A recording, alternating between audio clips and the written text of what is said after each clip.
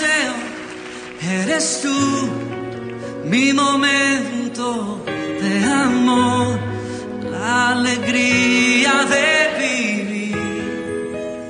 Bendito Jesús, eres mi fuente de amor, eres aire, eres sol, el latir del corazón. Bendito Jesús, bendito amor. No es tan sencillo, se han dado cuenta, ¿no? ¿Estamos bien al fin? Excelente. Ya. Tiene complicaciones, ¿verdad? Y si no lo entiendo desde un principio, difícil que lo vaya a entender, acerca de Sinaí y Sión, y estamos en Sión, ¿ya? Si ustedes se acuerdan, Sión fue asignado, este territorio de Jerusalén o Jebús, fue asignado a los benjaminitas, pero anteriormente también a Judá, y estaba en el límite, ¿se acuerdan? En un límite entre Judá y Benjamín. Los de Judá no pudieron conquistarlo, ¿ya? Ni los de Benjamín, ¿ya? Ambos tuvieron problemas y no pudieron conquistar esa tierra de Benjamín, ¿ya? Benjamín significa hijo de la mano derecha, ¿ya? Hijo de la mano derecha, pero no pudieron hacerlo. Entonces habíamos dicho, ¿no? Recordando un poquito, se va a hacer uno bien rápido, ¿ya? Jebús, llamado antiguamente, es Jerusalén, ¿no? ¿Qué es Jerusalén? Entonces los jebuseos agarraron la tierra de Jerusalén y desde ahí se apropiaron de ella, y fue un lugar donde ellos dominaron. No se pudieron, pese que la orden del Señor era derribar la tierra de Jerusalén, no pudieron. Los jebuseos siempre ganaron. ¿Cuál era la tierra? Jerusalén. No pudieron hacer. Los benjaminitas, de ninguna manera. Benjamín significa mano derecha, significa autoridad, posición, ¿ya?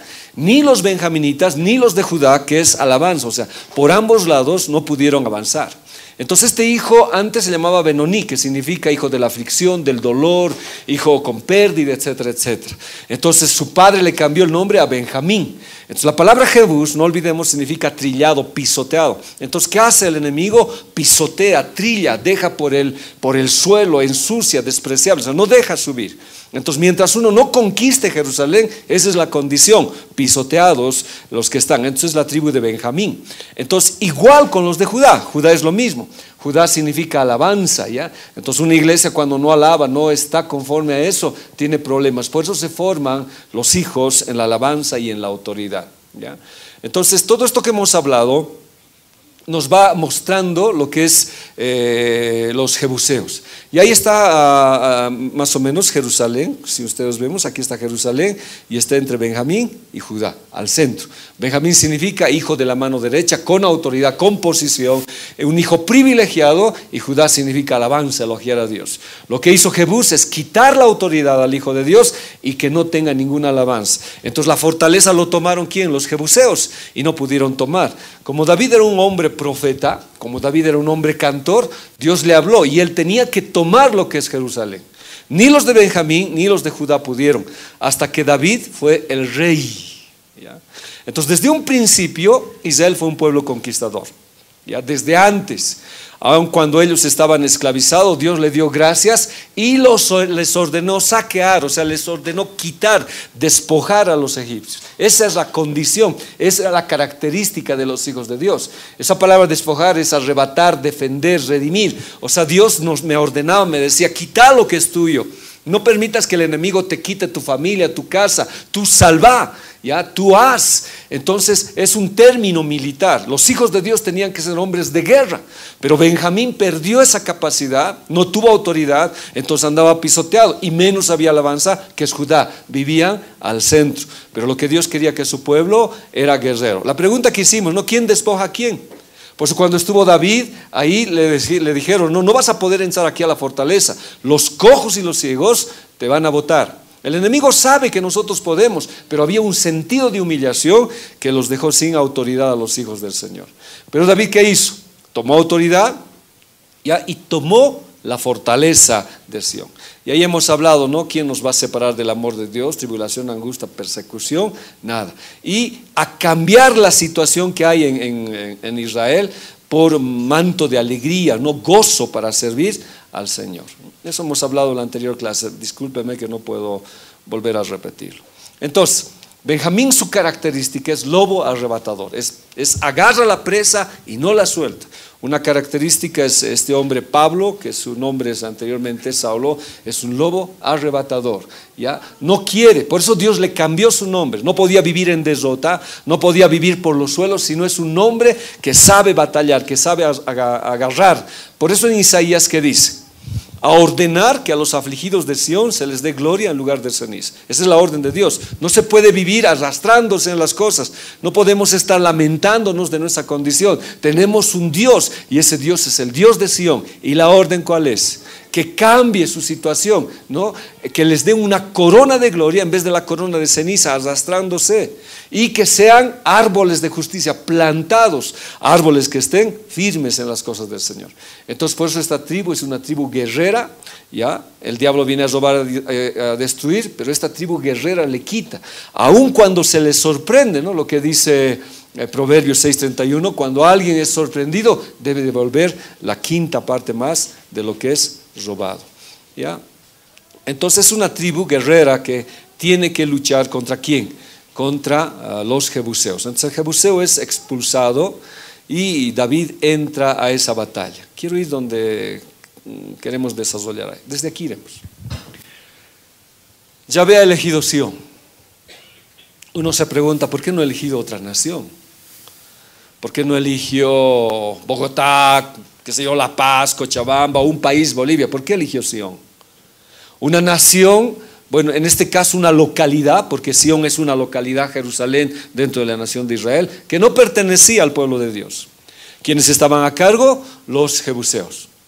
Pero Dios lo eligió. ¿Por qué? Porque Él quiso elegir, a Él le plació elegir, así como le plació elegirnos a nosotros. La quiso por habitación para sí. ¿Ya?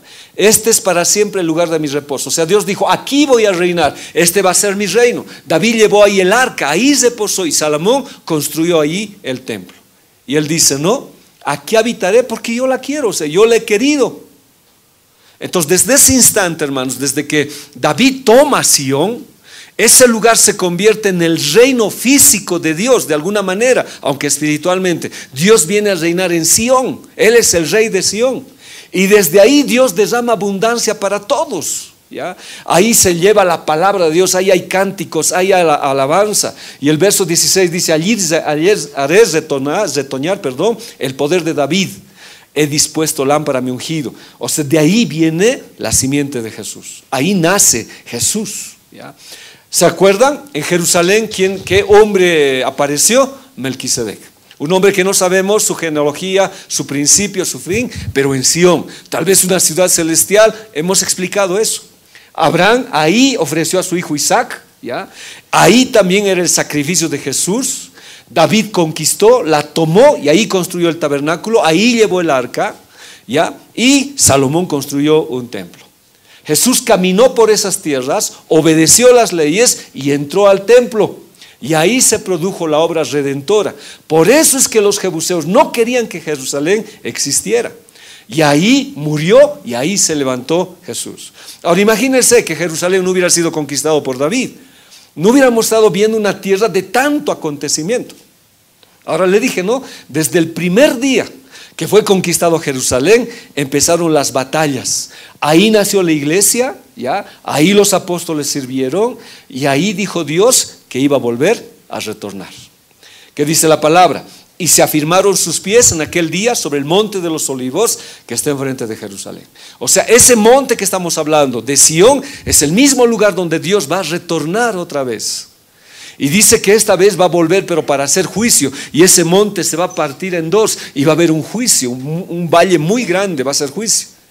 Entonces se parece, oye, como nosotros vemos que desde antes, hermano, el enemigo sabía que Jerusalén iba a ser el escenario mundial de la redención y del retorno de Jesús.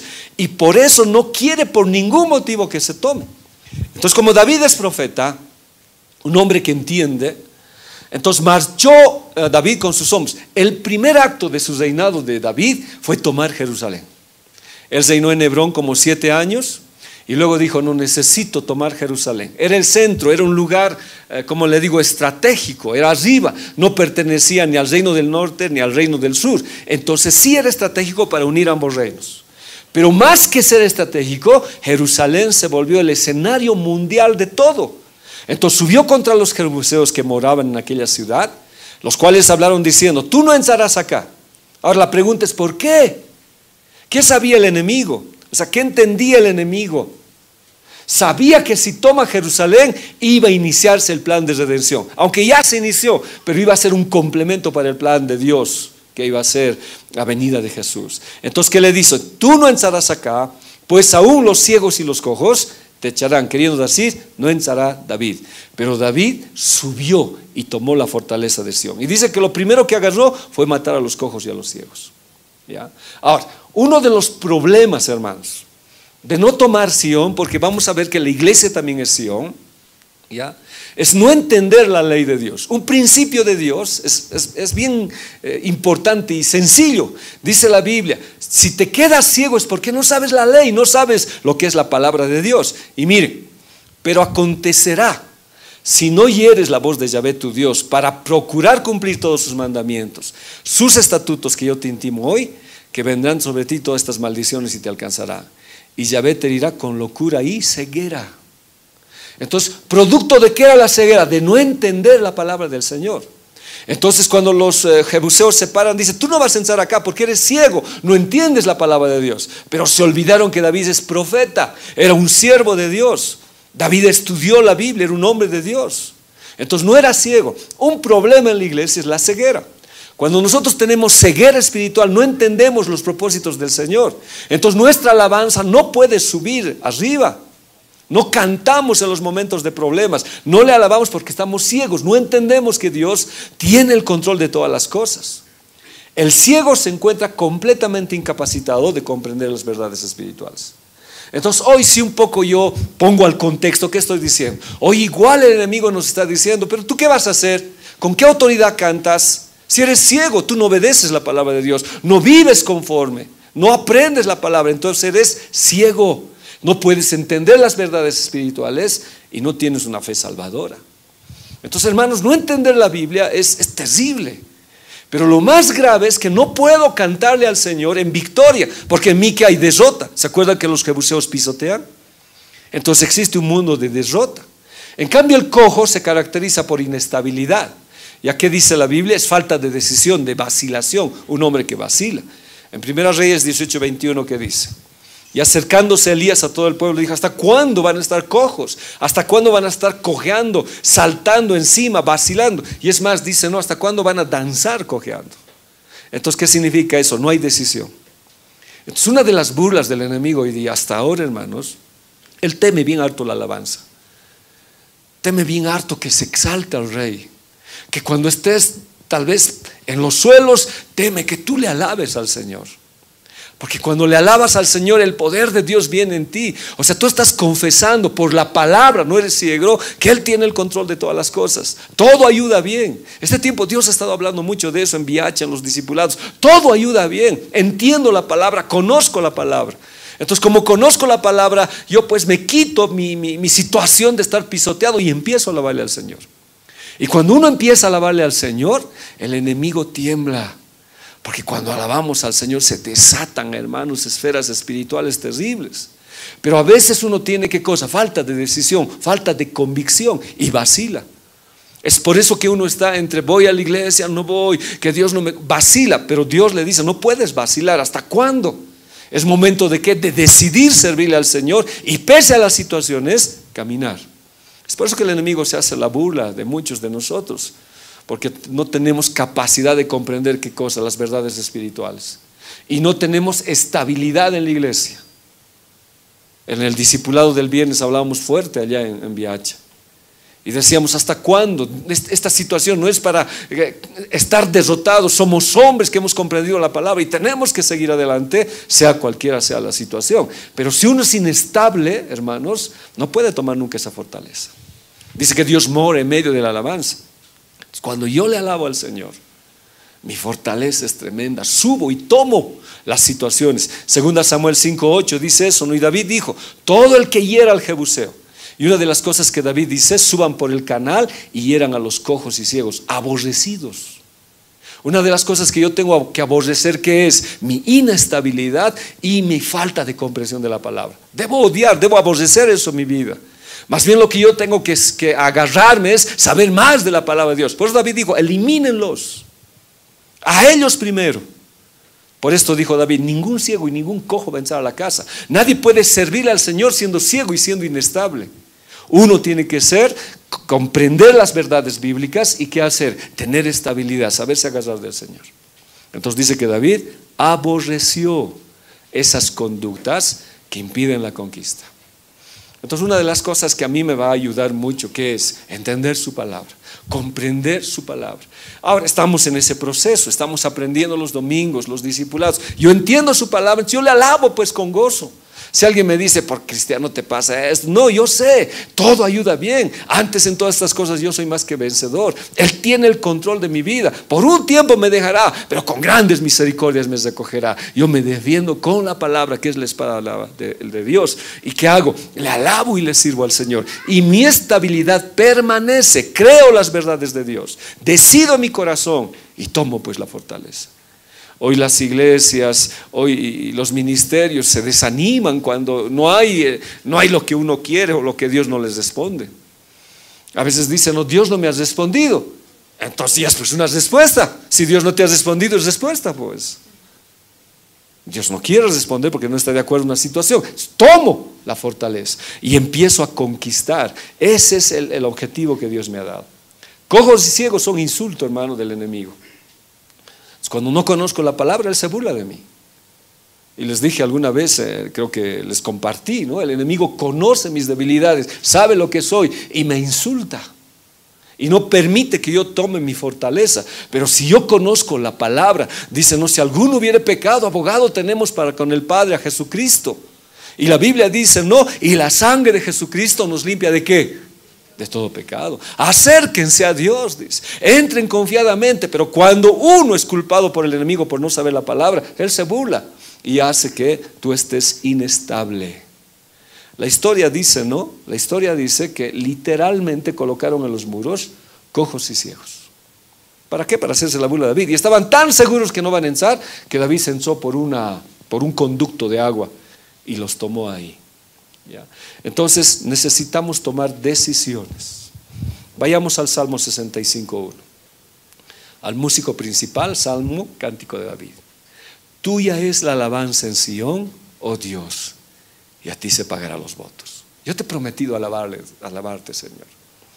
Yo no sé si usted se acuerda el primer día que usted recibió a Jesús y el único día que usted recibió a Jesús en su corazón.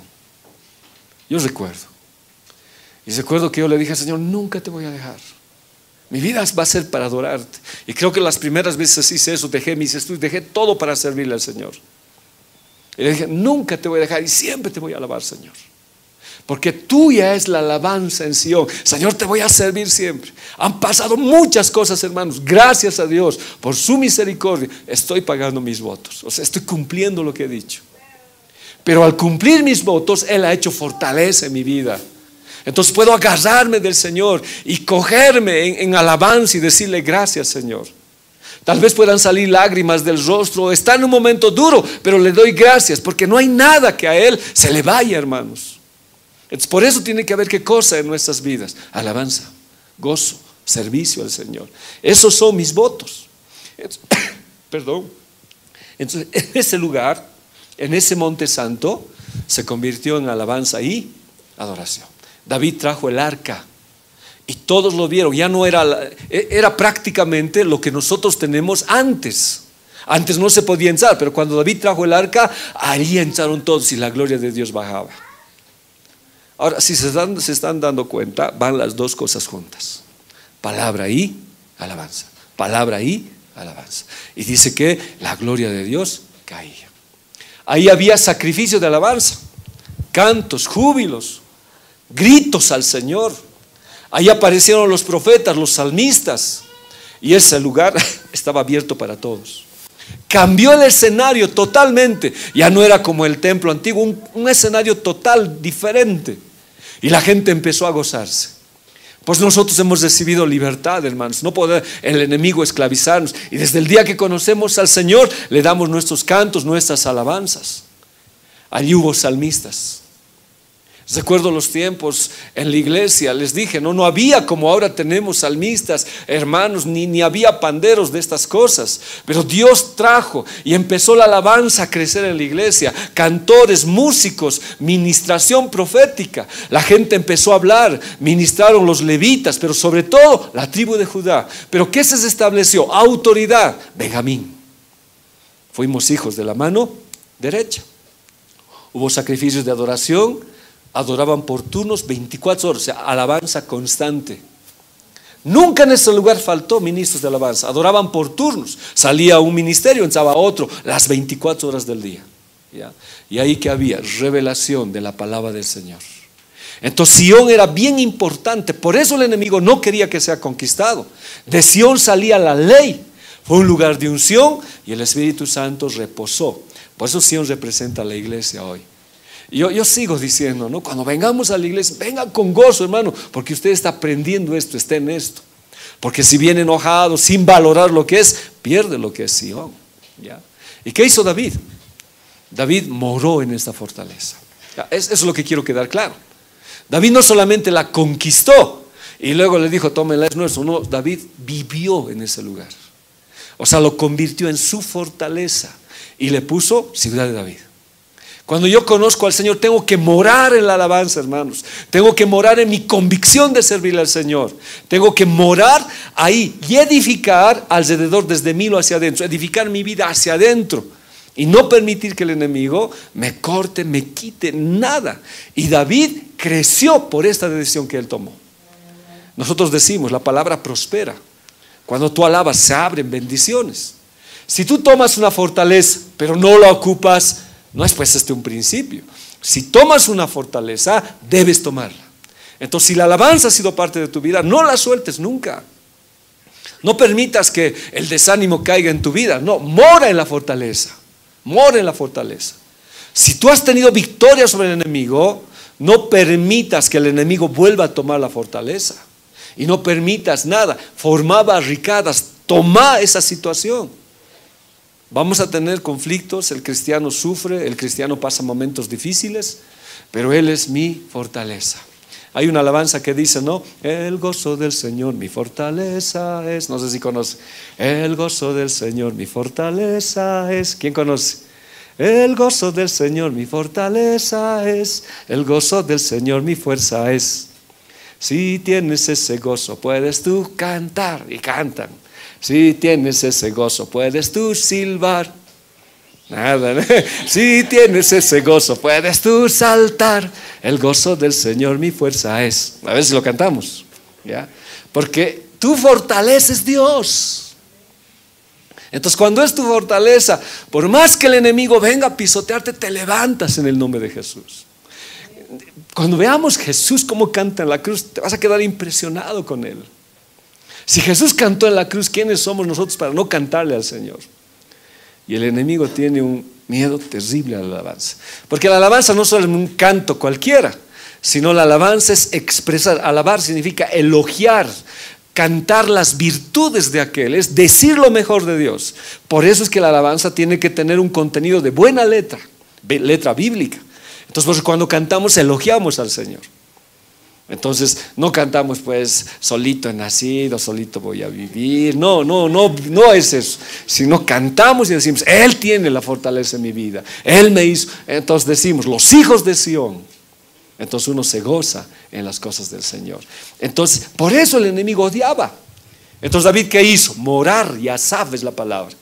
Permaneció, residió, disfrutó y resistió.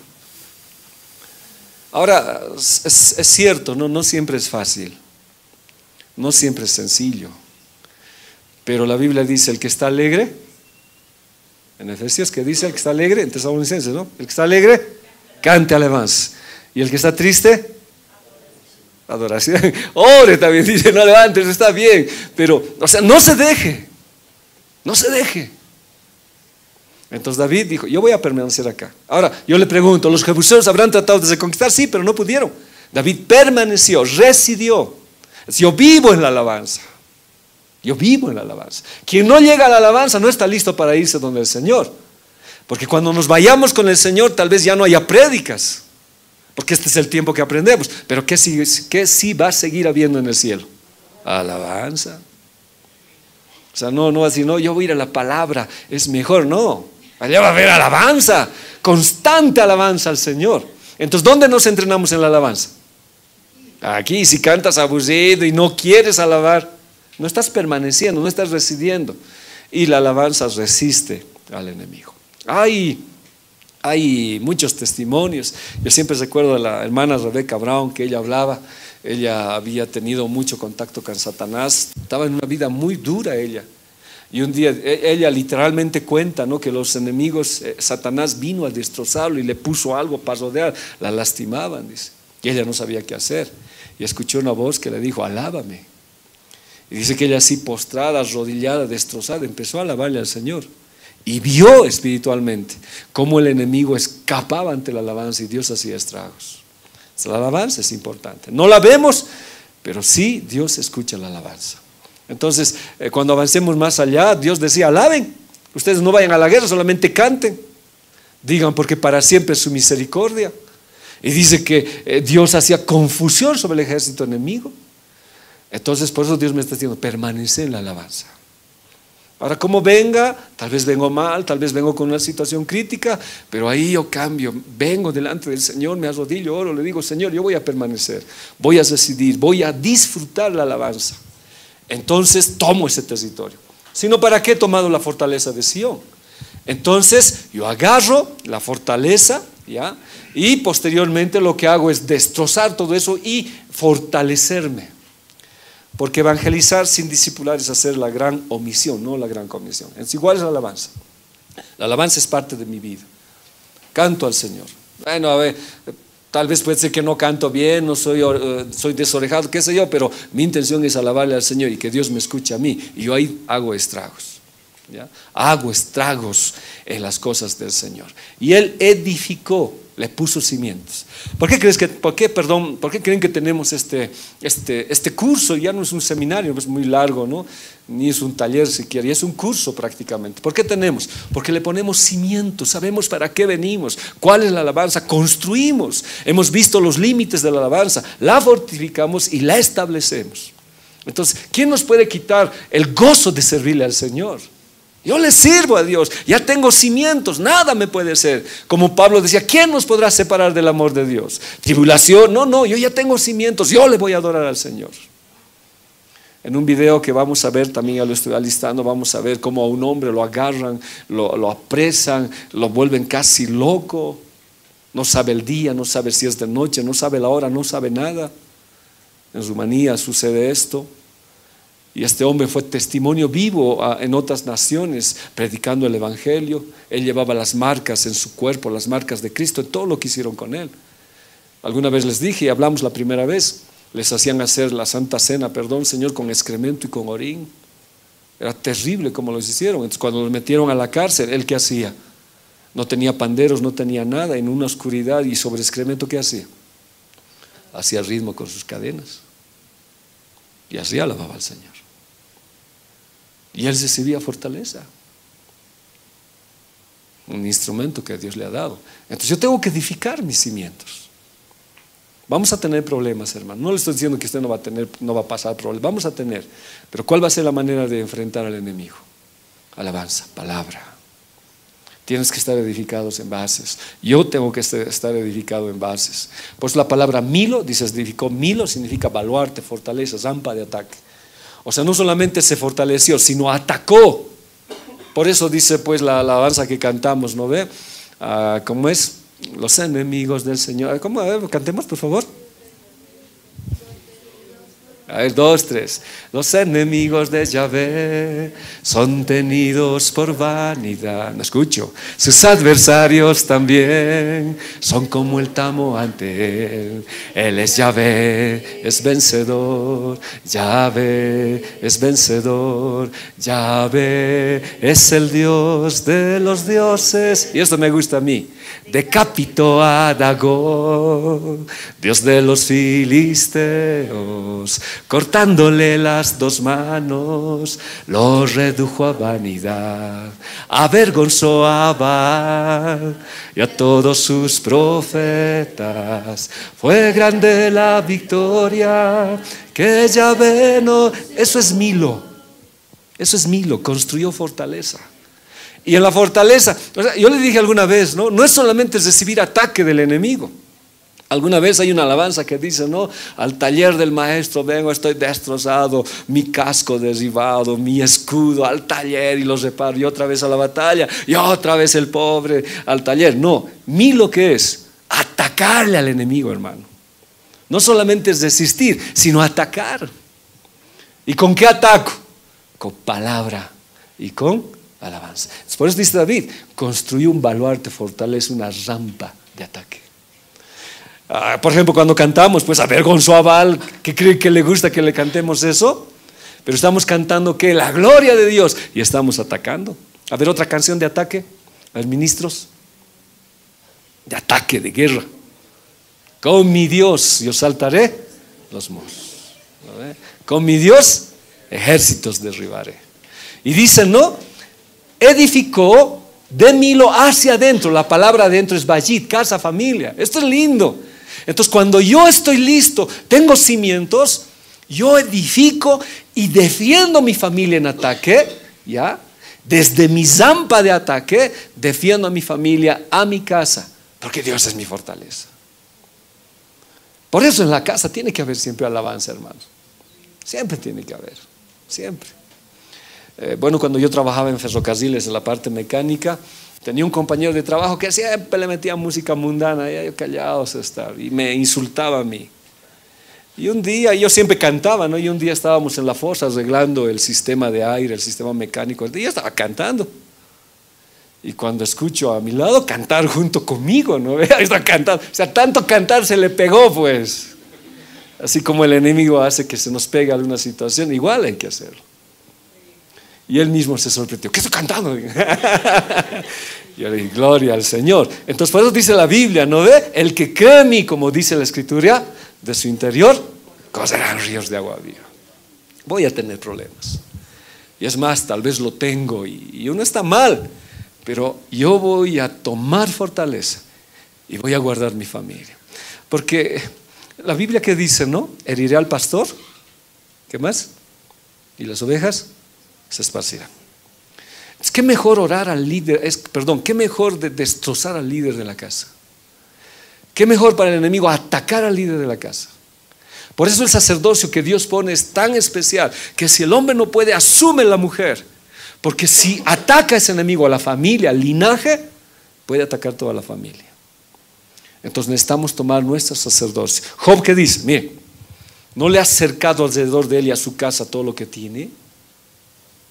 Al trabajo de sus manos le has dado bendiciones, por tanto sus bienes han aumentado sobre la tierra. Entonces Job era un hombre que alababa al Señor, hacía sacrificio, adoraba. ¿Y Dios qué hacía? Cercaba. El enemigo no podía entrar. Y además de eso, Dios qué hacía? Incrementaba, aumentaba bendición sobre él. Ahora llegó su momento difícil para Job, sí. Pero dice la Biblia, nunca salió de su boca palabra ofensiva contra Dios. Nunca. Y Dios les restauró el doble. Entonces necesitamos guardar ¿qué cosa? ¿No es eso? Bayit. Ahora, Él es el rey sobre Sión, hermanos. Esto voy a hablar un poquito más despacito para poder entender. Él es el rey sobre Sión y hay un pleito por esta situación. Salmos 2:6. Pero yo he puesto mi rey sobre Sión, mi santo monte. Él es el rey de toda la tierra. ¿Ya? Pero, a ver, cuando decimos venga tu reino y hágase tu voluntad, entonces ¿qué quiere decir? ¿No estaba el reino aquí? Eso dice, ¿no ve el Padre Nuestro? Venga tu reino y hágase tu voluntad. Y Juan empezó a predicar el reino.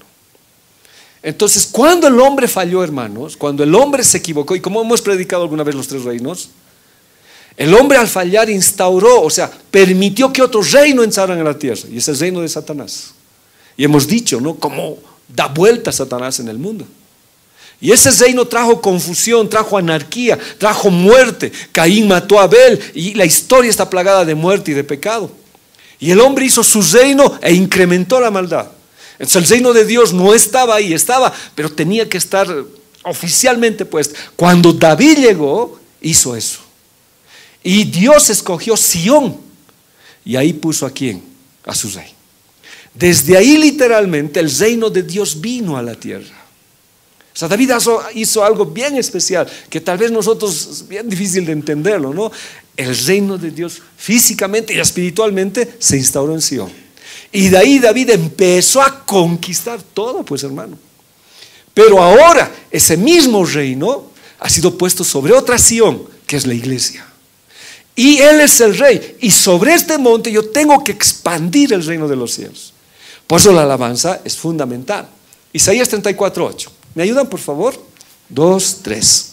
Porque ese día tendrás el rey, año de retribuciones en el rey de Sion. Desde el día que Jerusalén fue tomada, empezó el pleito. Desde ahí. Nunca antes había pleito por Jerusalén. Nadie le interesaba. Los jebuseos estaban libres. Nadie tenía en su mapa Jerusalén. Pese que en la historia siempre Jerusalén fue parte importante, pero como no lo tenía el pueblo de Dios, no importaba, lo tenían los jebuseos y estaban humillando al pueblo de Dios. Desde el día que Jerusalén fue tomado, empezó el pleito. Y ahí empezaron, hermanos, todas las guerras, porque es día de venganza de Yahvé, año de retribuciones en el pleito de Sion. Y todas las naciones enfocaron sus ojos sobre Jerusalén, ¿ya? Tomar Sion representa establecer el reino de Dios sobre la tierra. Y cuando Jesús subió por encima de todo, y Dios le dio un nombre sobre todo nombre, y Él dice que es Dios en los cielos, en la tierra y debajo de la tierra, Él instauró su reino en la iglesia. Nosotros predicamos el evangelio de Dios, y hasta que el último habitante del mundo conozca la palabra del Señor, el reino, Jesús vuelve. Ahora nosotros marchamos, nosotros somos ciudadanos del reino. El día que recibimos a Jesús, compartieron la palabra con nosotros, nos volvimos ciudadanos del reino. Y el que reina en ese reino es Dios. Entonces Sion tiene varias implicaciones. Una Sion celestial, una Sion física, Jerusalén, y una Sion que es la iglesia. Entonces por eso existe pleito. Porque al enemigo no le gusta que el reino avance. ¿Y quiénes somos parte del reino? Nosotros. Entonces, ¿qué hace el enemigo con nosotros? Por eso nos ataca, pues hermanos. Por eso tenemos todos los problemas que tenemos. No quiere que alabemos, porque el reino de Dios es instaurado. ¿Por qué? Porque le alabamos y establecemos su reino, confesamos que Jesucristo es el Señor. En todos estos pleitos que hubo, ese día cuando estuvimos y vinieron este grupo a querer saquear por Ciudad Satélite, una señora hablaba y gritaba de Dios. Una señora solo, ¿no te acuerdas? Sí, una señora. Y no sé si recuerdo mal, se puso de rodillas, pero hablaba y gritaba y lloraba. Entre una muchedumbre grande. Dios quiere instaurar su reino, aunque sea por uno. Algunos hermanos en comunicación decían, ¿no? En estos pleitos, y les voy a hablar un poquito acerca de esas tres situaciones que existen, que me ha llamado mucho la atención del gobierno del enemigo, en lo que es el puma, el cóndor, el catari y el endiosamiento. Es una situación bien especial en la cultura andina. Pero cuando empezó esto, el enemigo quiso tomar todo. Entonces los pastores dijeron, es tiempo de cantar y alabarle al Señor. En todos los lugares, alaben a Dios. Entonces Dios tiene un rey. ¿Quién es el rey? Jesucristo. Él es el rey de reyes y señor de señores. Él está sentado en el trono. Y esa autoridad, ¿a quién le ha dado? A la iglesia. Y la iglesia marcha, ¿ya?, proclamando que Jesús es el rey. Por eso nuestras alabanzas tienen que cambiar, hermano. Ahora, no es por presión, no es por obligación. No es porque diga, no, el que no da una vuelta no es hijo de Dios. No es así, ¿no? El que no levanta sus manos caerá en la ira de Dios. En algunas iglesias hacen eso, ¿no? Si no das una vuelta, hermano, la ira de Dios va a caer. No. Es que nace del corazón. Es de Milo hacia adentro. Yo le alabo porque lo conozco al Señor. La escritura está en mi vida. Ríos de agua viva brotan de mí. ¿Cómo no cantarle? ¿Cómo no alabarle? Entonces vengo corriendo pues a alabarle al Señor, ¿no? Le alabo al Señor. En cambio, cuando Sion estuvo en manos de los jebuseos, Jerusalén no tenía ninguna importancia. Desde que fue tomado, hermanos, Jerusalén entra en el escenario hasta ahora, ¿ya? Y esa ciudad es la ciudad de David. David trajo el arca en el monte de Sión y ahí empezó el pleito. Y hasta ahora este pleito continúa. ¿Quiénes atacaron? Asirios, egipcios, babilonios, medos, persas, griegos, romanos, otomanos, los cruzados. Todos quisieron Jerusalén. Y Jerusalén cayó en manos de todos. El año 70 Jerusalén desapareció. Ahora no desapareció así literalmente, pero como estado desapareció. Con Tito y las legiones romanas, con Vespasiano, que era el emperador de ese tiempo, destrozaron literalmente Jerusalén. Mataron a filo de espada. Había los celotes que eran llamados, estaban defendiendo en el Mashada, un monte, pero los mataron totalmente. La gente estaba cansada. Y tomaron Jerusalén y derribaron el templo. De ahí fueron esparcidos, ¿ya? Y hasta el siglo XX, hermanos, el 14 de mayo de 1948, volvió a ser nación. Pasaron años. Pero los judíos nunca desaparecieron en la historia. Mantuvieron su linaje, su idioma y nunca se mezclaron.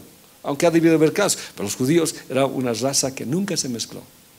Y en las profecías bíblicas dice, ¿no?, que Israel va a volver. Y ahí se produjo la guerra de los 6 días, esas cositas que pasaron. ¿Qué dice Salmo 111? Yahvé dijo a mi Señor, siéntate a mi diestra, hasta que ponga a tus enemigos por estrado de tus pies. Yahvé enviará desde Sión la vara de tu poder, domine en medio de tus enemigos. Esa es la posición que nos ha dado Benjamín y Judá. Autoridad, posición y alabanza. Y Dios me está diciendo eso, ¿ya? Dios me dice eso. Yahvé dijo a mi Señor, siéntate a mi diestra. Nosotros estamos haciendo que el reino de Dios se establezca en la iglesia. Dios subió al trono en el universo y desde ahí, como rey del universo, como cabeza de todas las cosas, empezó a edificar su iglesia. Y la iglesia desde ese día, hermanos, empezó a expandir el reino de Dios. Y una de las maneras es la palabra de Dios, la evangelización, pero la alabanza era un instrumento poderoso. Entonces la iglesia, ¿qué representa? El trono de Dios. Y si la iglesia representa el trono de Dios, ¿cómo debería alabarlo? Se está ubicando, ¿no? Él es el rey. Debo cantarle al rey, porque sería una mala educación y no conocer al rey si yo no le alabo al rey. Ahora, si el Señor no hubiera muerto y no hubiera resucitado, nunca hubiera sido instalada la iglesia. Pero como Jerusalén fue conquistado, todo sucedió y la iglesia está sobre la tierra para hacer eso. Nosotros, lavados por la sangre de Cristo, representamos el reino de Jesús en la tierra. Y eso es el monte de Sión. Nuestra alabanza tiene que cambiar. No digo que está mal, pero tiene que cambiar, tiene que seguir cambiando. Aquí alabamos a ¿quién? Al Rey de Reyes y Señor de Señores, ¿ya? Mire, desde antes la serpiente, hermano, ha evolucionado. La serpiente se ha convertido en dragón. Su objetivo sigue siendo Jerusalén. En el libro de Génesis capítulo 3:1 que dice: pero la serpiente era más astuta que todos los animales del campo y tentó ¿a quién? Adán y Eva. Y ahí fue el protoevangelio, usted dice, el primer evangelio que existe. Cuando Jesús dice, no, Él te herirá en la cabeza y ella te herirá el calcañar. Desde ahí ya la serpiente sabe que van a ser Jesús. Y desde ahí empieza a matar las simientes, la semilla. ¿A quién quiere matar? A Abel. De ahí va a venir Jesús. Por eso viene Set. Y en toda la historia quiere matar la semilla o mezclar la semilla. Y Dios guarda la semilla en todo el escenario histórico, hermanos. En todo el escenario histórico. Pero esta serpiente se convierte en dragón. Ahora ya no luchamos contra la serpiente, luchamos contra el dragón. Apocalipsis 12:3. También apareció otra señal en el cielo. He aquí un gran dragón escarlata que tenía 7 cabezas y 10 cuernos, dominio y poder sobre 7 reyes y sobre 7 naciones, pero sobre todo gobierno. Y en su cabeza tenía 7 diademas, poder, autoridad. Y su cola arrastraba la tercera parte de las estrellas del cielo. O sea, se trajo otros ángeles rebeldes. Y el dragón se paró frente a la mujer que estaba para dar a luz a fin de devorar a su hijo tan pronto como naciese. Ese es Israel. No es la iglesia, es Israel, porque huye al desierto. Y es de esa mujer Israel, ¿quién iba a venir? Jesús. Entonces, desde el escenario, desde la serpiente hasta convertirse como dragón, siempre quiso eliminarlo a Jesús. Y en Israel estaba Jerusalén. Y se paró para devorar a su hijo. Pero no pudo, hermano. Herodes trató de matar a todos los niños, pero no supo que era Jesús. Porque Satanás no es omnisciente. Él sospecha, pero no sabe. Y a través de la historia quiso matar a Jesús, no pudo. Por eso dice la Biblia, a mí nadie me mata, yo puse mi vida. Jesús murió porque Él dio su vida. Por eso Apocalipsis 14:1 que dice: después miré y aquí que el Cordero estaba de pie sobre el monte de Sión. O sea, no pudo, porque temía esto. ¿Qué temía? El retorno de Jesús. Si usted lee Apocalipsis 13, la historia dice, ¿no?, que surgió este dragón y Dios le dio autoridad de vencer a los hijos de Dios. Antes éramos más que vencedores, pero en ese tiempo, en el capítulo 13, Satanás toma el control, hace estragos sobre la tierra y piensa que ha ganado el dragón. Pero aquellos que fueron vencidos físicamente, no espiritualmente.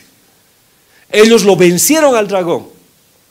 Aunque tuvo el dragón poder para vencerlos físicamente porque los mataba, en cambio ahora no puede matarnos, porque el único que puede tomar nuestra vida es Jesús, y bajo la autorización de Él morimos. Pero en ese tiempo ya no, Él tuvo autoridad, los venció. Pero ¿qué temía? Que venga el Cordero. Y el Cordero viene y estaba en pie sobre el monte de Sión. Ahora esta es una Sión celestial.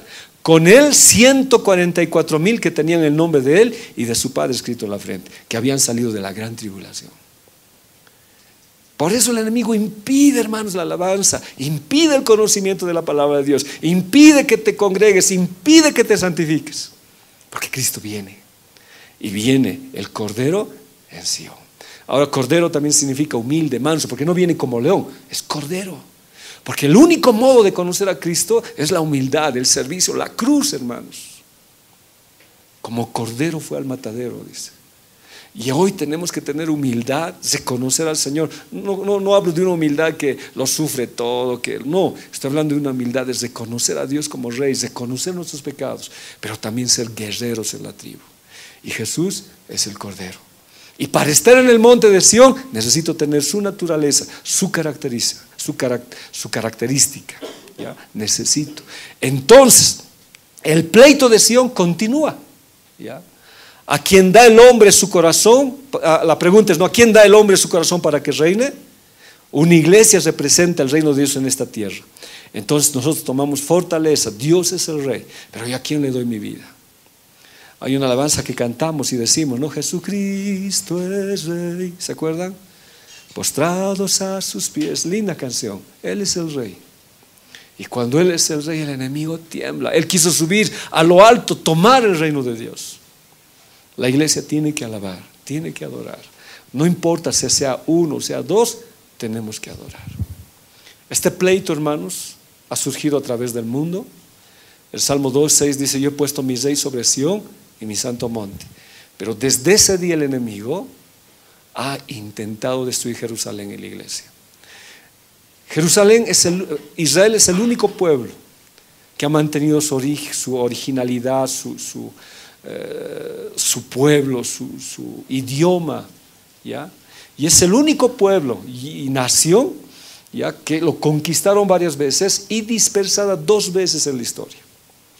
Uno con los romanos y el otro con Hitler, que mató 6 millones de judíos.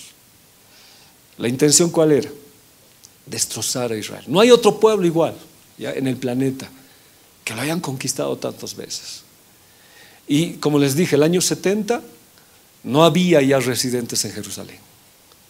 Todos los judíos fueron dispersados por todo el mundo, por todo el mundo. No tenían tierra. Cuando apareció Hitler, su situación fue hacerlos desaparecer. 6 millones de judíos murieron. Pero ahí se produjo ¿qué? El retorno de Jerusalén, de los judíos a su tierra. Ahora, ¿todo por qué? Por haber desobedecido las cosas del Señor.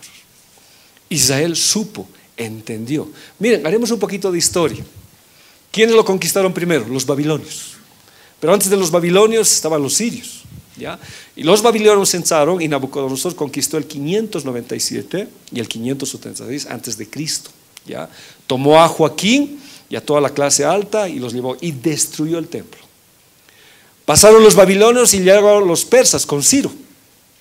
Entonces Ciro entró y conquistó Babilonia, pero este Ciro dijo, no, Dios me ha llamado a mí para que Jerusalén construya otra vez su reino.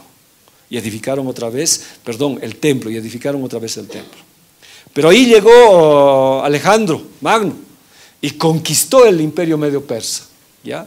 Y ahí lo convirtió a los israelitas, o sea, en una provincia durante 200 años. Luego llegaron los romanos y bajo Tito, el general Tito y el emperador Domiciano, ya agarraron Jerusalén, les resistieron en Mashhad, a los celotes hubo un momento fuerte de resistencia, pero el año 66 después de Cristo estalló la guerra judeo-romana y 40 años más tarde, ¿qué pasó? Destrozaron Jerusalén, destrozaron el templo. Roma y Bizancio dominaron cerca de 600 años en Palestina. Antes, ¿quién se interesaba por Jerusalén? Nadie, hasta que David lo tomó. Por eso les digo, es profético todo esto que les estoy hablando. Luego vinieron los cruzados, porque estaba en manos de los musulmanes Jerusalén, y quisieron reconquistar Jerusalén desde el 1070. El Papa Urbano le llamó finalmente a emprender una cruzada. En 200 años los europeos llevaron a cabo 5 cruzadas para conquistar Jerusalén. Por momentos los consiguieron, pero en 1244 los cruzados perdieron definitivamente la ciudad de Jerusalén. ¿Y quiénes llenaron? Los otomanos. Los otomanos tomaron a Jerusalén, ¿ya? Y la convirtieron también en su sede. Luego vinieron ¿quiénes? Los británicos, que vencieron a los otomanos y tomaron la ciudad de Jerusalén. O sea, Jerusalén pasó de mano en mano, hermanos. Y Dios ya había profetizado por medio de Jeremías y Ezequiel que si ellos no iban a obedecer a Dios, Dios los iba a esparcir por el mundo. El año 1917, Gran Bretaña triunfa sobre las tropas otomanas turcas y queda en su reinado Jerusalén. De ahí, este gobierno de Gran Bretaña, los ingleses, sienten que deben reconstruir una nación judía. Había pasado la Segunda Guerra Mundial, 6 millones de judíos habían muerto, los judíos no tienen patria, entonces para los sobrevivientes hacen un estado y dividen en 2 ciudades, Palestina e Israel, ¿ya? Los palestinos, las naciones árabes no quieren saber nada, se dividen, pero el año 1967 ya está, hacen una guerra, vamos a ver esto con más calmita, ¿ya? Entonces se divide en 2 Jerusaléns, la Jerusalén oriental y la Jerusalén occidental. Pero ninguna estaba con Israel, ninguna. Ahí sucede, veremos otra vez, en el año 1967, en mayo, el 14 de mayo, se libra una batalla de los 6 días contra Egipto, Jordania y Siria, y se aumenta ahí Jordania, Irak más, ¿ya? Y Israel reconquista 3 veces su territorio, crece y llegan al Muro de los Lamentos. Dice que los soldados lloran, la gente llora porque los israelitas no tenían acceso a Jerusalén. Llegan al Muro de los Lamentos y por primera vez desde 1949 Jerusalén es anexada administrativamente a Israel.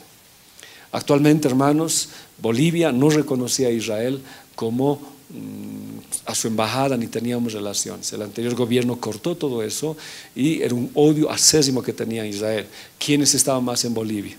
Enemigos de Israel, musulmanes, Irak, etcétera, presidentes iraníes, todos aquellos que odiaban a Israel. En este gobierno, la presidenta lo que hizo es restablecer las relaciones con Israel.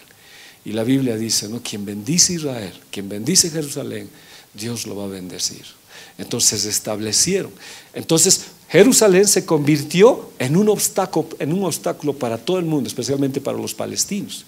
En el año 1980 se declaró como capital indivisible, eterna, indivisible. Entonces, ¿qué hicieron? Desde ahí todos pelearon contra Israel, Jordania, etcétera, etcétera, ¿ya?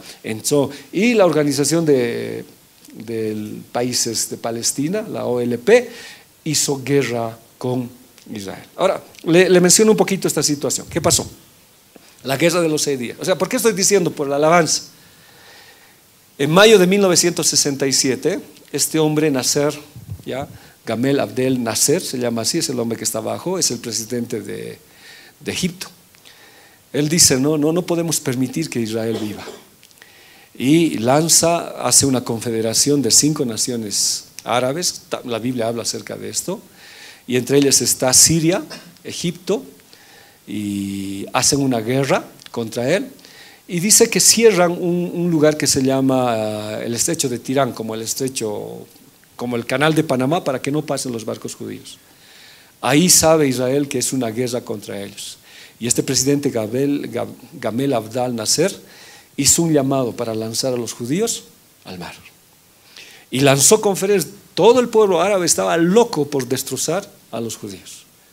La nación judía tenía 19 años, porque desde el 14 de mayo de 1948 habían pasado 19 años. Desde las naciones llegaron, como la Biblia dice, los juntaré como la gallina junta a sus polluelos. Llegaron judíos, chilenos, argentinos, bolivianos a la tierra. Y cuando se estaban asentando, este hombre Abdel Nasser hace la guerra. Israel iba a enfrentar a una poderosa nación, a una confederación, Egipto, Jordania, Irak y Siria. ¿Ya? Y estaban entrenados por los soviéticos, y se dice que la derrota israelita era inminente. Israel iba a desaparecer. Ningún estado, ni Estados Unidos, las Naciones Unidas tenían sus tropas ahí. Este Abdel les dijo a ellos, retírense porque hacemos la guerra. Se retiraron las Naciones Unidas y entraron los egipcios, cercaron todas las fronteras contra Israel. Se reclutaron mujeres, de todo para defender. Hay videos terribles que hoy día veía acerca de eso. Y ellos con frases de humor que decían, ¿no?, que el último en salir no se olvide de apagar la luz porque vamos a destrozar a los israelitas. Se hizo una guerra mediática igual, por la radio. Y hacían tanta noticia contra los israelitas, ¿ya? Luego se unió el presidente iraquí, Abdurrahman Aref, y dijo, la existencia de Israel es un error que debe ser rectificado. Esta es nuestra oportunidad de acabar con la ignominia que ha estado con nosotros desde 1948. Nuestro objetivo es claro, eliminar a Israel del mapa. Y se juntaron todas las naciones. Y luego dice que es bien interesante porque ¿qué le dijo? Israel no iba a recuperar Jerusalén. Entonces los egipcios dicen, no, victoria, estamos ganando. Entonces ahí el rey de Jordania se une, porque dice, ¿para qué van a tener solo la victoria? Se une el rey de Jordania ante una noticia mentirosa, y en Jordania estaba Jerusalén. Todo estaba en el control de Dios, porque los israelitas les ruegan a Jordania que no participen de la guerra, pero Jordania entra a la batalla. Radio Cairo transmite el siguiente mensaje. El presidente Nasser anuncia que nuestro objetivo es apoderarnos de Israel y liberar Palestina. Y todos los días era esta información, creo que ya nosotros entendemos, ¿no? El Face, todo eso, así todos los días era sobre Israel. ¿Qué decía? Van a saquear, sí, así. Más que saquear, iban a hacer desaparecer. Entonces, ¿qué dice? Oh sionistas, 100 millones de soldados los destruirán. Prepárense porque 100 millones de árabes van a acabar vuestras tumbas. Dice, cuando los israelitas escucharon esta noticia, hermanos, en los kibbutz, en los parques, en las plazas, empezaron a cavar y a hacer cementerios para la gente que iba a morir. Aún los israelitas estaban temblando. Pero dice que es el ejército más terrible que existe, los de Israel. ¿Ya? Hasta ahora, un soldado equivale a 14 de otros. Y el 14 de mayo de 1900, justo en su aniversario, cuando estaban celebrando el Día de la Independencia, el Yom Ha'atzmaut, el día de su independencia, Egipto les declara la guerra. Y avanzan, ¿ya?, todo Egipto. La población de Israel, con todos los que habían llegado, era más o menos de 2 millones de habitantes, contra 100 millones de los países árabes. El armamento, yo estoy resumiendo, el armamento comparado de los árabes contra los israelitas era de 4 a 1. De 4 a 1.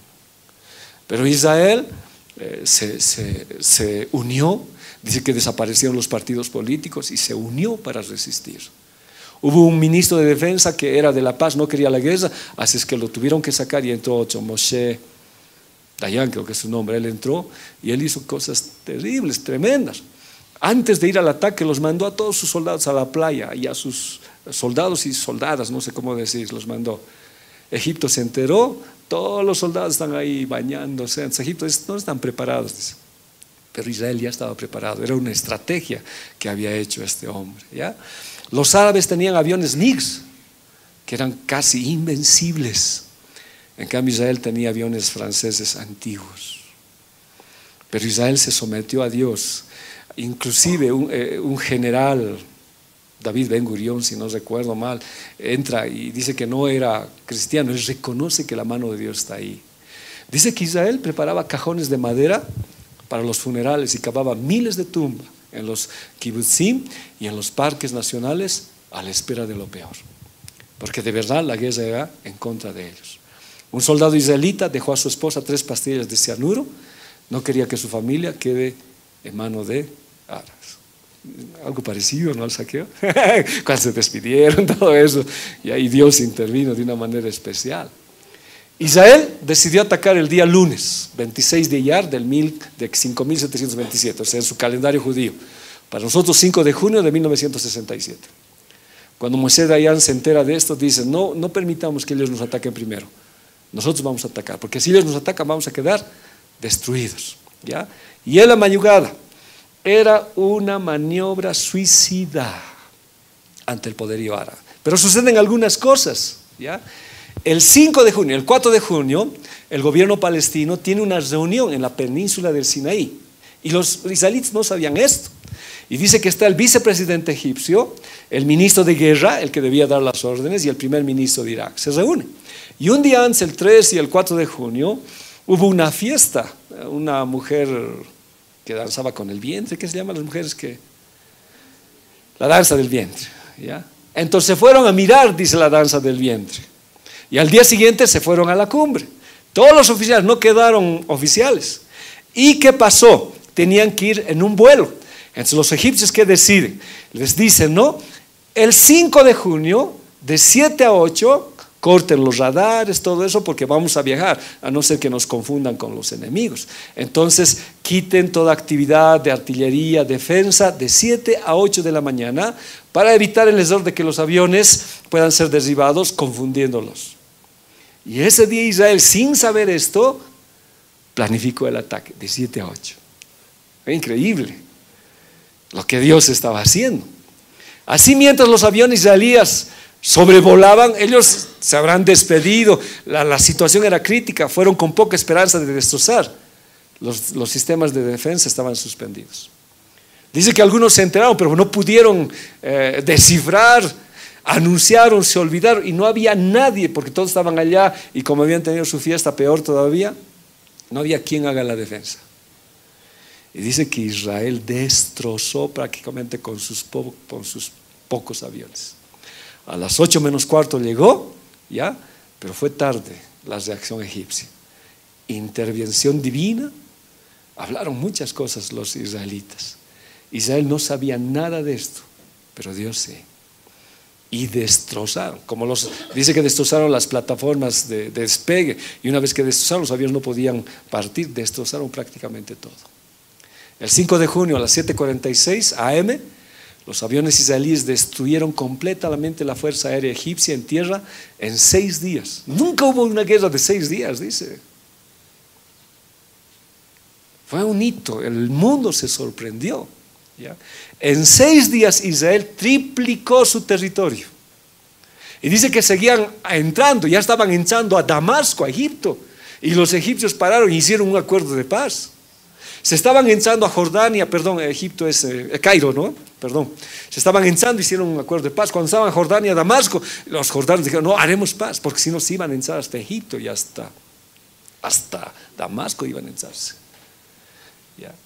Entonces ganaron la península de Sinaí, las alturas de Golán, la ribera occidental y lo más precioso, la vieja Jerusalén y el monte del templo. Cuando yo veo desde antes, el interés era el monte, hermano, Sión. Y en la canción, en el himno nacional de Israel está Sión. Esto es lo que ahora, esto es real, una foto verdadera, porque los soldados lloran. Allá en Viacha, cuando predicamos, decíamos, ¿no? Cuando el Señor hiciere volver la cautividad, seremos como los que sueñan, dice, ¿no? Nuestra boca se llenará de risa y mi lengua de alabanza. Y yo les preguntaba: ¿saben por qué cantaban eso? es que cuando los babilonios tenían cautivo a Israel, Dios los hizo libres. Y ellos no sabían si reír o llorar, si era un sueño, era un griterío, dice, por la libertad que les había dado. Dice aquí un soldado chileno, israelita, contaba, y decía, cuando llegamos no podíamos dejar de llorar, dice. Cuando vino un comandante, tocó el muro y oraba y decía un salmo, y no pudo terminar porque se quebró. Estaban llegando ¿dónde? A su tierra. Ya, estaban llegando a su tierra. Y a lo más precioso, lo que había quedado del templo, el muro de los lamentos. Fue un escenario que cambió. Las fuerzas de defensa israelí tomaron el control del templo de Herodes. Los soldados estallaron en canciones y oraciones. Ahora, ¿sabe qué? Dice que esta generación de soldados ha desaparecido en Israel. Pero lo más grave es, dice, que han dejado de adorar a Dios. Y tenía que cumplirse esto, ¿para qué? Para lo que viene. Porque dice la Biblia que otra vez se van a reunir las naciones en contra de Israel. Rusia, China, Magog, Gog, eso habla. Y que van a salir legiones infernales para destrozar a Israel. Y el Salmo 2 dice que Dios se reirá de ellos. Zacarías dice que el resplandor de Dios los va a derretir, los va a destrozar, los ojos se le van a salir de las cuencas, etcétera, etcétera. Ahora, ¿por qué pasó esto? Para mostrar que Dios es Dios. Pero ahora nuevamente Israel ha caído en eso. Por eso dice, oren por la paz de Israel. Y para que Israel reconozca, porque dice la Biblia, llorarán viendo al ungido cuando vuelva. Y para que pase, otra vez está sucediendo. La historia se está repitiendo. Pero nosotros somos ahora escenario de esa historia. Nosotros vamos a ver eso. Pero no quisiéramos ver más, quisiéramos irnos y retornar, ¿no? En el monte de Sión. La pregunta al mayor, perdón, la equivocación, al mayor Ezer Weizmann, él llegó a Jerusalén en paracaídas, llegaron, porque una vez que estuvieron Irak, Egipto y Siria en guerra, Jordania se unió, porque pensó que él también quería participar de la victoria. Entonces atacaron y Israel tuvo que salir y llegaron los paracaidistas. Entonces alguien le preguntó, ¿cómo fue que los aviones de la Fuerza Aérea Israelí volaron durante 3 horas seguidas de una pista de aterrizaje egipcia a la otra, destruyendo aviones enemigos, y que los egipcios no les hayan informado a sus propias fuerzas por radio del ataque israelí que se aproximaba? Ezer Weizmann, que luego fue presidente del Estado de Israel, exclamó, el dedo de Dios. Hermanos, fue una situación muy gloriosa ese tiempo. Se dice que el promedio de un soldado por el 14 del ejército enemigo era un soldado israelita, venció a 14. Ahora la Biblia dice uno hará huir a 1000 y 2 a 10,000, ¿se acuerdan? Uno vencía a 14. Y la Biblia nos habla acerca de eso. Fueron momentos de gloria. El himno nacional de Israel cierra con estos 2 versos: ser un pueblo libre en nuestra tierra, la tierra de Sión y Jerusalén. Miren, desde que David tomó, pasó todas estas cosas. Ahora Sión somos nosotros también. Y el enemigo quiere acabar con la iglesia. Quiere acabar con la iglesia. Y creo, hermanos, firmemente que en el anterior gobierno estaba dispuesto la persecución para la iglesia. Y como Israel, Dios nos ha dado una oportunidad, como le dijo a Ciro: te ha permitido levantar para que destroces a los babilonios, para que mis hijos edifiquen un templo. Este último tiempo, hermanos, para edificar la iglesia de Dios, porque lo que viene va a ser más terrible, va a ser más grave. Y hoy todavía podemos gozar de Sión y de Judá. Este fue el titular que apareció publicado en la edición del 26 de junio de 1967 del periódico Jerusalén Post. Huestes celestiales invisibles nos visita por hombres mortales. Visitaron a los israelitas cuando estaban amenazados con destrucción por los egipcios. He tratado de buscar más detalle de esto, no hay mucho, pero hay un libro que no lo puedo encontrar. Habla de todas las cosas donde Dios ha intervenido. 2 paracaidistas cayeron en un territorio de pelea. Entonces los llevaron, dice, a cuidar, a hacer como centinelas, y apareció un camión con egipcios, 18 egipcios, bien armados, bien pertrechados. Los israelitas se abrazaron y se despidieron: vamos a morir, nos van a matar, 2 contra 18. Y dice que el camión se acercó y no hizo nada, quedó así. Entonces ellos levantaron sus armas, manos arriba, y dice que estaban petrificados y de miedo. Se rindieron, y cuando les preguntaron qué pasó, ellos dicen algo parecido: estamos de miedo, estamos congelados, y se los llevaron. En otra oportunidad, un solo soldado romano, israelita, llevó centenares de egipcios presos. Y cuando les preguntaron a los generales egipcios qué pasó, ellos dijeron: ¿cómo podemos combatir contra tantos ángeles que tiene él? Son testimonios así que hay. Y tengo un videito que vamos a tratar de ver. Dice que los camiones se arruinaron, no tenían gasolina, ¿ya? Era inusual esas cosas que pasó. Los radares se estropearon. Cuando vinieron los aviones no funcionaron los radares, a pesar que estaban congelados, ni después.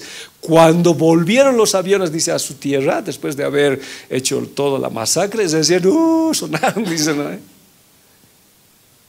Intervención divina. Se produjo un caos, como la Biblia dice. La Biblia habla de eso, que cuando cantabas, entre ellos se mataron. Abandonaron carros, tanques. Israel se apropió de toneladas de equipo militar ruso por valor de $2.000 millones, consistente en tanques, armas pequeñas, municiones que quedaron esparcidos por toda la península del Sinaí. Testimonios que son tremendos. Jeremías 30:16 dice: pero serán consumidos todos los que te consumen, y todos tus adversarios, todos irán en cautiverio. Hollados serán los que te hollaron, y todos los que te hicieron presa de ti daré en presa. Mas yo haré venir sanidad sobre ti y sanaré tus heridas, dice el Señor, porque desechada te llamaron diciendo: esta es Sión, la que nadie se acuerda. Pero es mentira. Sión es de Dios y Dios es el Rey. Y pudiéramos hablar mucho, he tratado de resumir, hermanos. El día martes, pero pasamos el video de los 6 días para entender mejor qué pasó, qué sucedió y entender los planes de Dios hasta ahora. Nuestra delicia eres tú, Señor. Mi deseo eres tú, mi momento de amor, la alegría de vivir. Bendito Jesús, eres mi fuente.